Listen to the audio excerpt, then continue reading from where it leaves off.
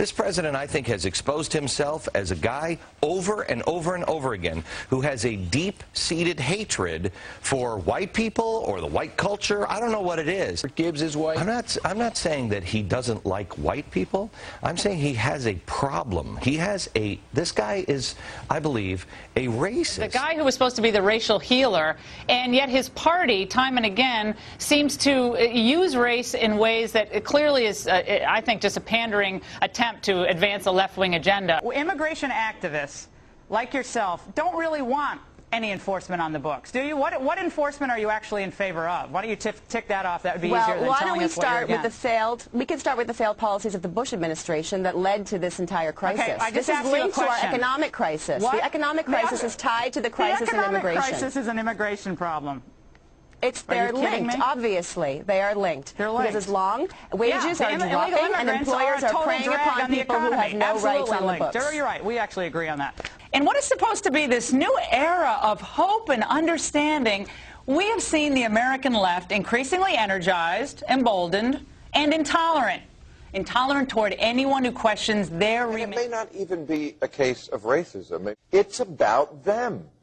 You know, I mean, the only thing that was threatened was this cop's ego. Democrats, who are what the Republicans used to be when I was a kid, they're a pro-business party, a corporate-friendly pro-business party. And then we have the Republicans, which are just a club for angry white people and Jesus freaks. It's not even possible to imagine how America could have competed for a place in the global economy in the 1800s, say, without plantation cotton and tobacco and sugar and rice and the other industries that were so thoroughly dependent on slave labor. This has been a country built basically by white folks. That statement is only true if you don't consider anyone other than white folks to be folks. Even if you only consider slave labor, even if, for example, you reimagine the railroads somehow magically building themselves without Chinese laborers. The idea that only white people built America is a fantasy, and it should not have been maintained on this show as fact. There's no way you can't draw a racial reference here. What does a chimpanzee have to do with the stimuli bill and the president? What does any of it have to do with a chimpanzee being shot, other than you're trying to make a very shrewd inference that the president and a monkey is the same thing?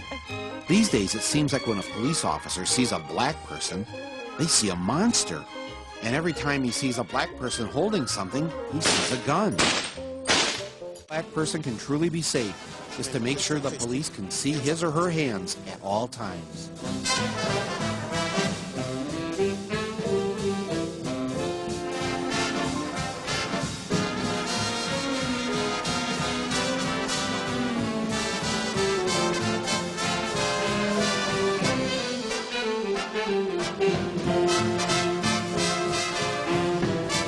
We are only in the television news business, a profession that is at times about 2 inches up from carnival barking.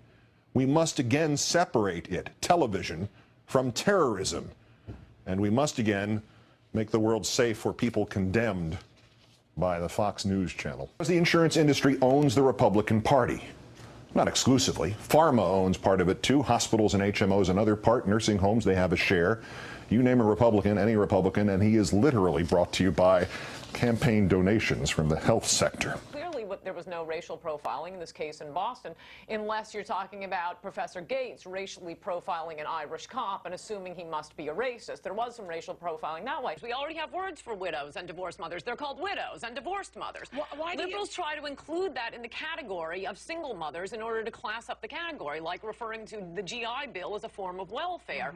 And the statistics by now, I mean, we've had 30 years of statistics. The evidence is in. When 80% of the inmates in our prisons were raised by single mothers, mostly unwed mothers. The children of widows don't turn out particularly badly.